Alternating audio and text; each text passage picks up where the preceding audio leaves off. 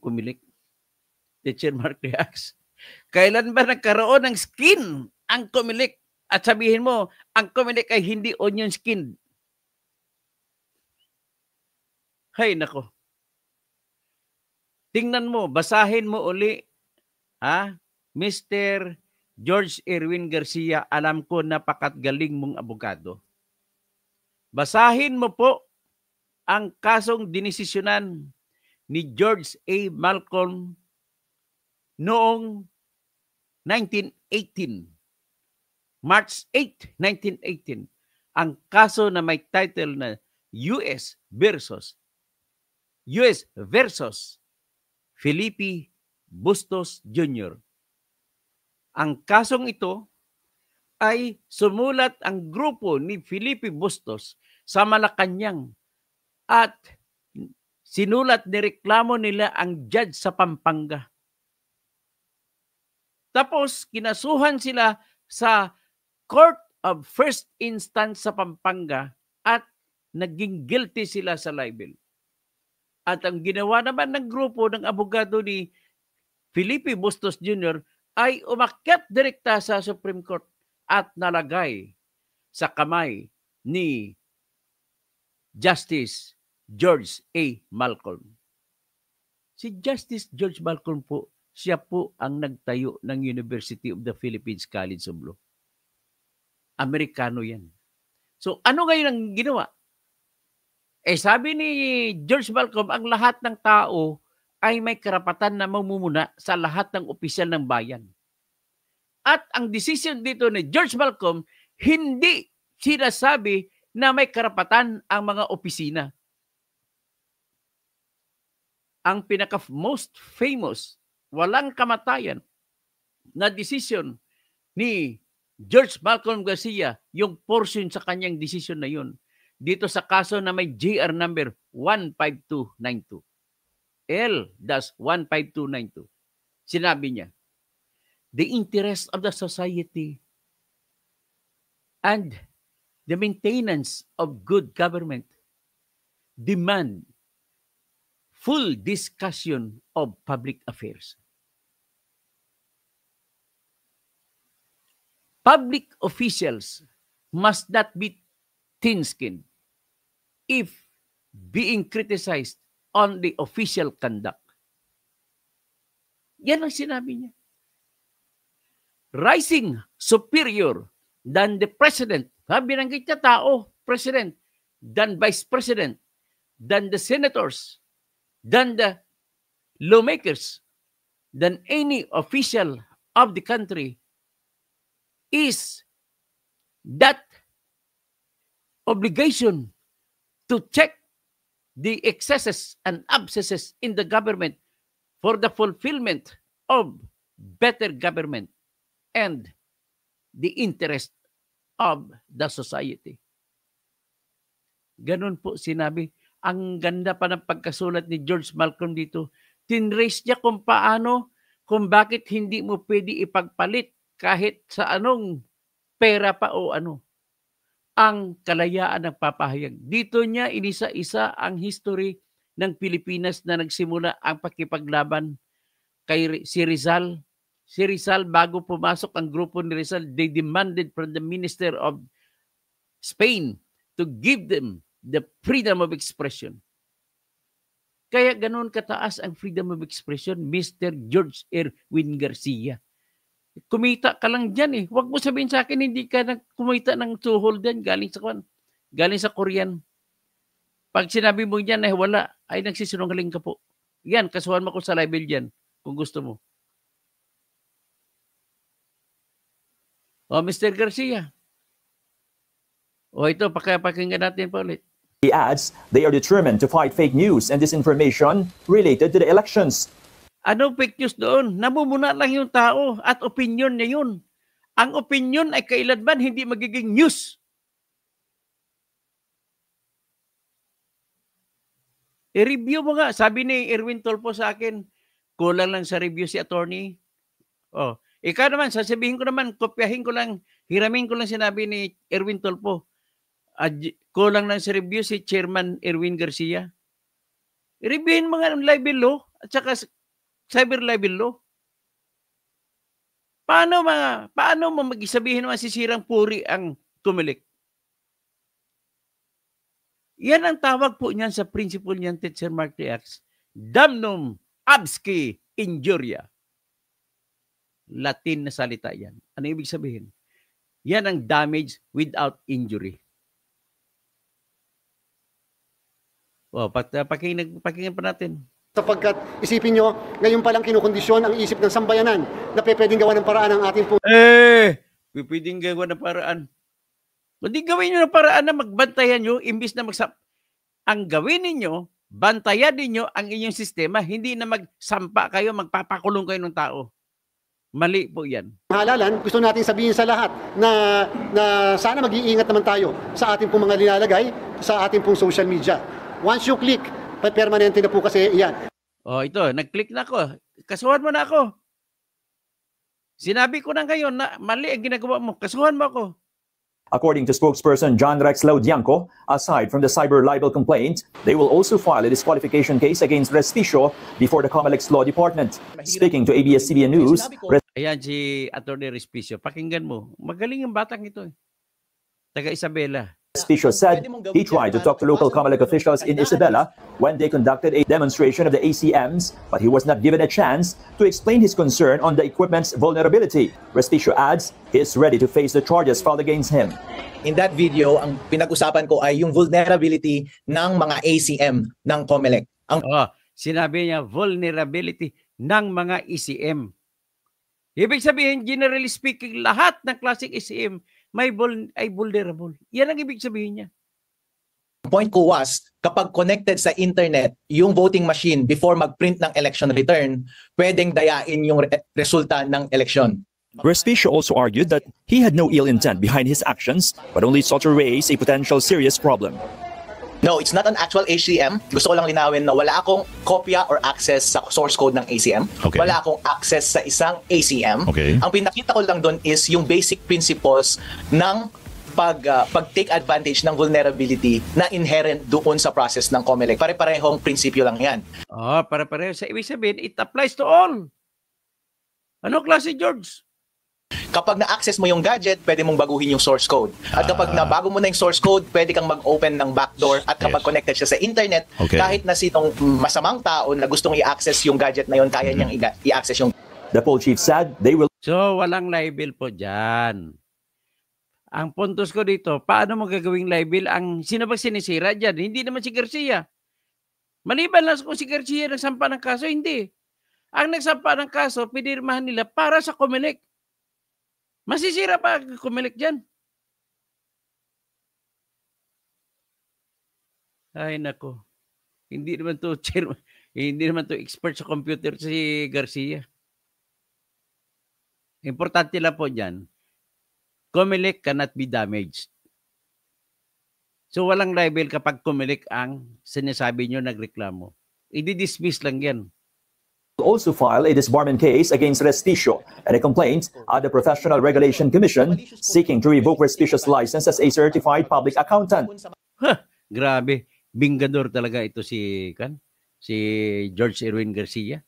Sasampahan pa na yung disbarment si Atty. Respicio at sampahan pa niya ng kaso sa PRC, patanggalan ng lisensya bilang certified public accountant. Hindi po ang COMELEC po ang tinitira niya dito, kung hindi ang buong proseso at integridad ng ating pong halalan. Ang proseso, sino ba siya? Tao ba yan? Hindi nga yan juridical entity. Patay na, tapos ng kaso nyo. Dismissed. There can never be any right to honor, right to dignity for a process. A process is just a process. It is not given by law any personality. The only person that can ask for payment for damages for that person is a person who is either natural person or juridical person. Yung juridical, para maintindihan nyo, yan po yung tinatawag na corporation, association, yung mga municipal corporation, public corporations. Ang COMELEC, hindi nga yung korporasyon eh. Agency lang yan. Hindi na agency. Kundi, walang ano yan. Walang personalidad niya with respect to kung sasabihin mo may tao yan. Kundi sovereign function yan. It is a sovereign entity. If it is a sovereign entity, it's another matter. So lalo pa nasira ang kaso ninyo kung sinabi mo electoral process ang nasira. Langka. Kailan pa kaya ito? Anong klase na kuan ito?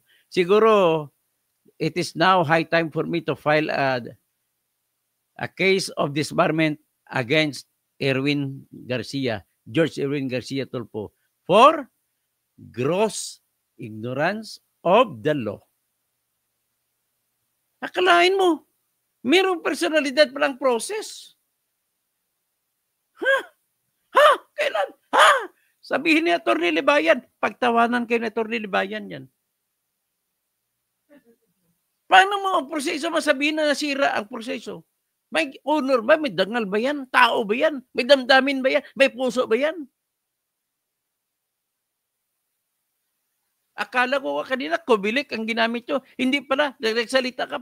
Process pala. So, makahanap ka sana ako ng kopya nito para isa-isahin ko ito. Susuriin ko ng matindi itong kaso nila. Yan ang problema kapag ang ating bayan ay pinapasukan ng mga tao, matatalino sana ang mga taong ito. Kaya lang, halata mo na kung bakit umaksyon ay overacting. Nang ibig sabihin po ng overacting po yun, may tinatago po yan. Nagtatago sila sa dilim.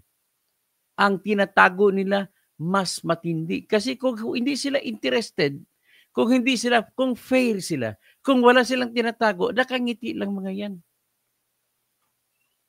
Sabi nga ni George Malcolm kahit sirain ka pa, kapag hindi totoo, the balm of conscience will cure it all. If the accusation against you is not true. Ay! Unang-una, balik tayo sa basic. Alam mo yan, kaklase ko na John Rex Laudianco, alam nyo yan ni George Erwin Garcia, na kapag ang libel, anong definition ng libel? Libel is a malicious imputation of a vice, crime, or defect. Anong vice? Crime, vice, or defect? Ano bang krimen doon na ginawa na inimpute ni Atty. Respicio? Wala. Sinabi ba ni Atty. Respicio na nagnakaw kayo ng computer? Sinabi ba ni Atty. Respicio na pinalsify niyo ang computer na pinagawa? Wala siyang sinabi. Sinabi niya lang na vulnerable. Weak ang computer generally kapag kumunik kahit anong. Ang pagkasabi niya, pagkaintindi ko sa sinabi niya, kahit anong computer, pag nakakonect sa internet, kayang i-hack. IT expert kasi siya Hindi niya sinabi na yung gawa nyo ay kayang, yun lang ang gawa nyo kayang i-hack.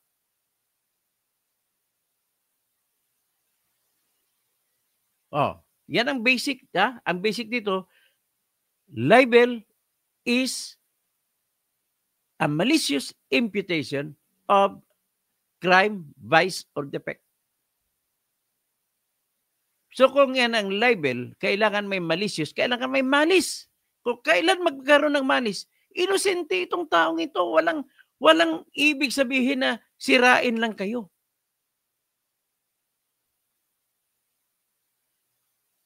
Walang malis. Ano bang ibig sabihin ng malis sa Tagalog? Ang malis po ay alam mo na hindi tama, alam mo na hindi totoo, binanggit mo pa. Dito, ano bang masasabi natin na fake news sa sinasabi ni Kwan? Opinion po yun, hindi po yun facts, hindi po yun detalye, opinion lang sinabi ni Atty. Respicio.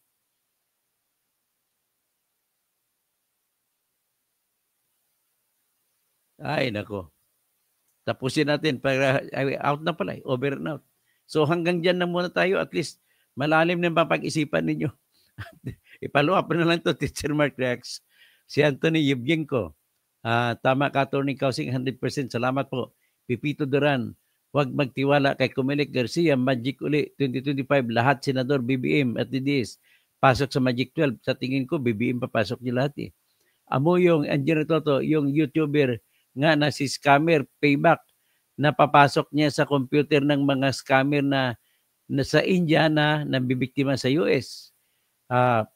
Tapos, tama si Kwan, tama si Attorney Respicio, kapag nakakonik ka sa internet, delikado na. So para hindi ka madelikado, huwag ka mag-connect sa internet. Sabi ni Karl Marx, Comelec is afraid. Paano? Ano bang afraid? Ano kita? Na mabisto sila. So kung mahak sila, mabisto sila. Si Janet so sensitive naman si Ateng. Okay, Ateng. Sensitive ka masyado si Gerardo Galimba. Welcome po kung magawa nyo parang ma-demonstrate. Dapat ka sana. Kung ako si George, tawagin ko si Attorney Respicio. Turuan mo nga kami. Paano? Anong gagawin namin para ma-secure namin laban sa hacking itong aming sistema? Ganun lang kasimple dapat ginawa niya. Anthony Yubinko, harassment based. Sa tingin ko, kakampi ni George Erwin Garcia ang kalaban sa pagka-vice mayor, ang kalaban ni Attorney Respicio. Kaya para matalo si Attorney Respicio sa Isabela, ay tinira nila sa Attorney Respicio. Sabado na bukas, sabi ni Timar. Ay. Jose Habonete, Attorney Kausing, good evening. May plano na ang Comelec na mandaya. Yan nga na inisip ko, may plano sila mandaya eh. Talaga, kikita natin ang gagawin ng Comelec ni George Erwin. The Roadrunner, Cassandra, Daisy, Romel Bingson, Teacher Marquez, sana yung proseso magkakaso. Sino tatayo para sa proseso? Ay, nako. At Anthony Yevgenko, ang galing Attorney Respicio, Bautista Jones, kaya pala mga kandidato na dapat mananalo ay pwede mananalo. na hindi dapat manalo ay nananalo. O ganun po yun.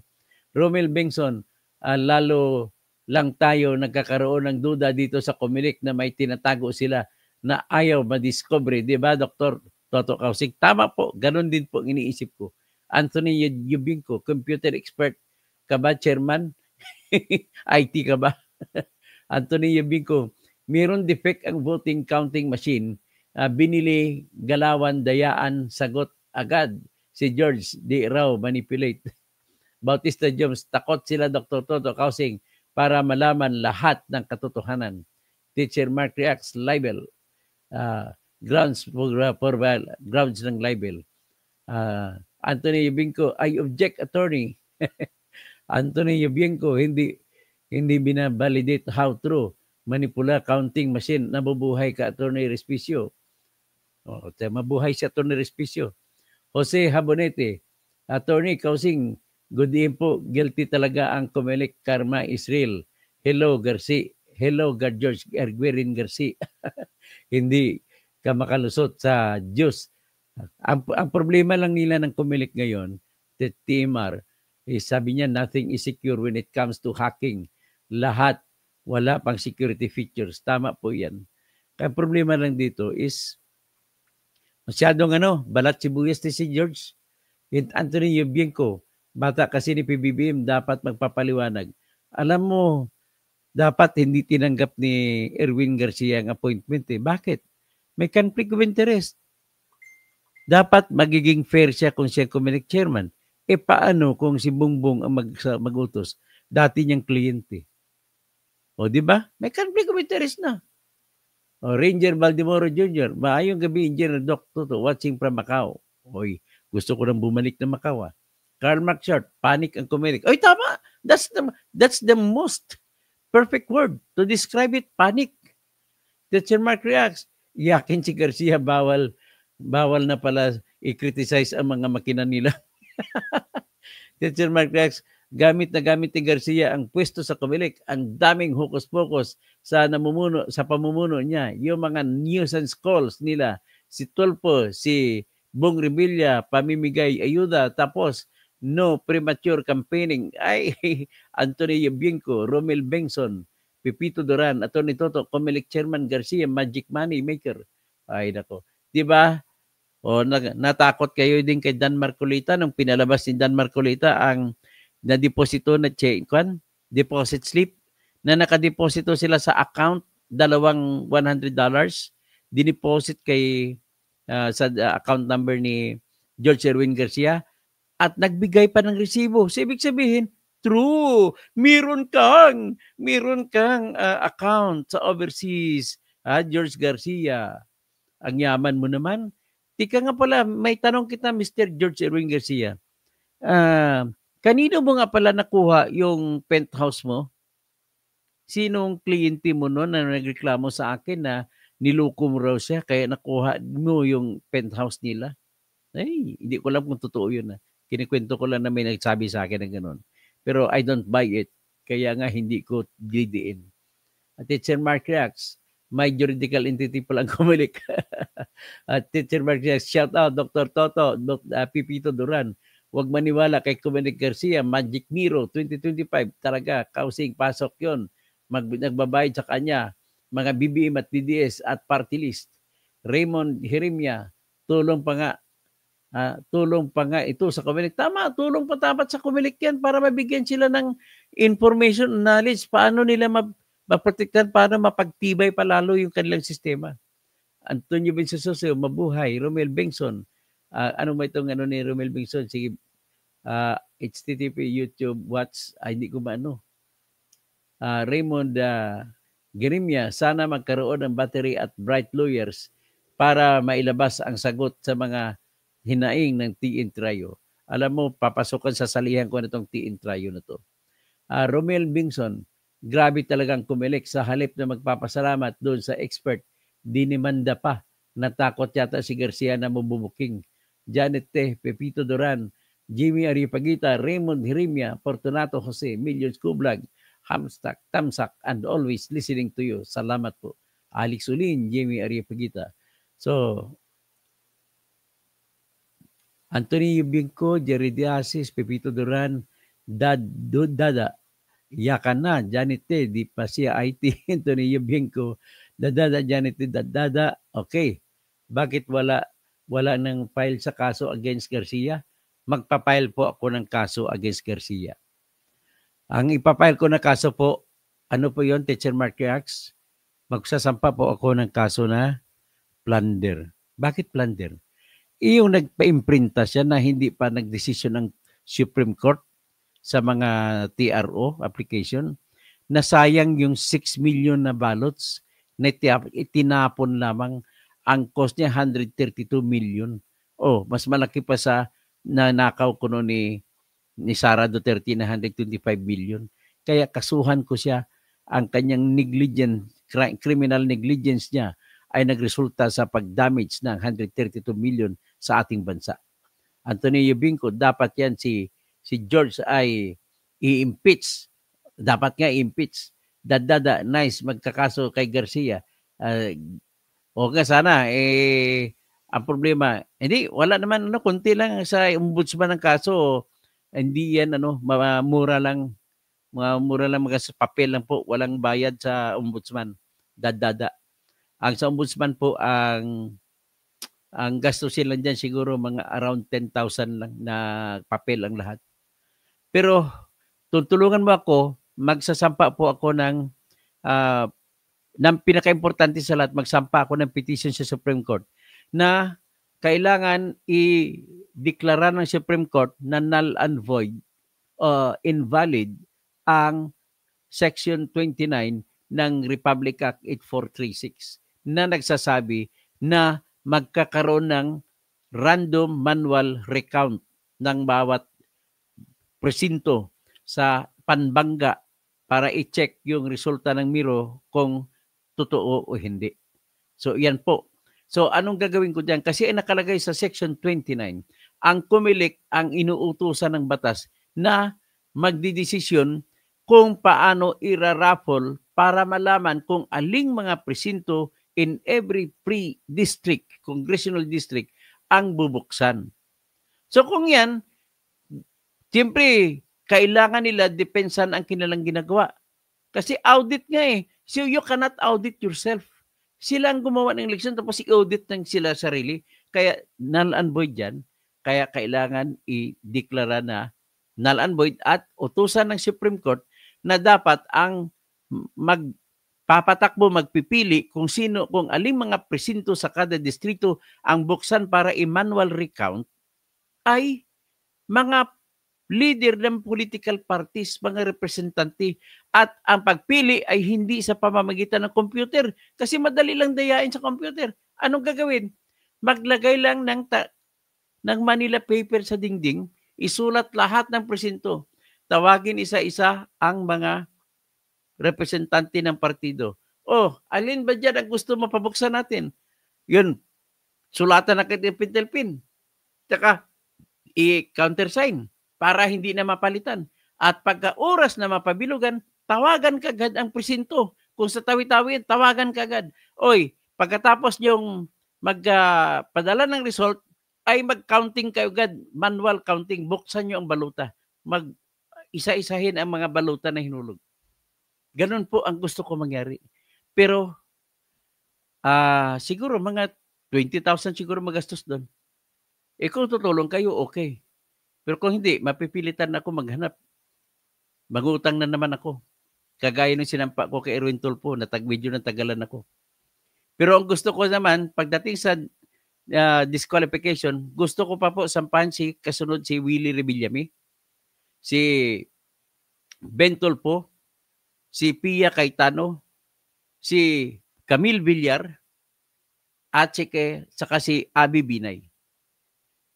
Ang mga lokal hindi ko na po kaya kasi pag sa Comelec po kayo magsampa, ang bayad kay Erwin Tulfo, pagbayad ko pa lang 10,500 na kagad ang binayad ko sa Comelec. Minahalan nila. Yan ang problema ko. Mahal na mahal ang singil nila. So hanggang dyan na lang muna siguro tayo. At magandang umaga po sa lahat. At thanks God, it's now Saturday. Okay. Teacher Mark Reacts, si Anthony Yubienko, tapos The Roadrunner, Pipito Duran, tapos si Dada, Anthony Yubienko. Sige, Maylin Galban, Baklor. Mukhang magpupumada ang balak na magikin ang resulta ng 2025 election. Panic mode si Garcia sa halip na i-appreciate niya ang talent ni Atty. Respicio at magsilbing babala. O nga, dapat na nagkaroon ng reaction niya. So, okay. So hanggang dyan lang. Timar, magandang gabi po. Magandang umaga na pala. Magandang umaga! George Erwin Mojica Garcia, mag-isip ka.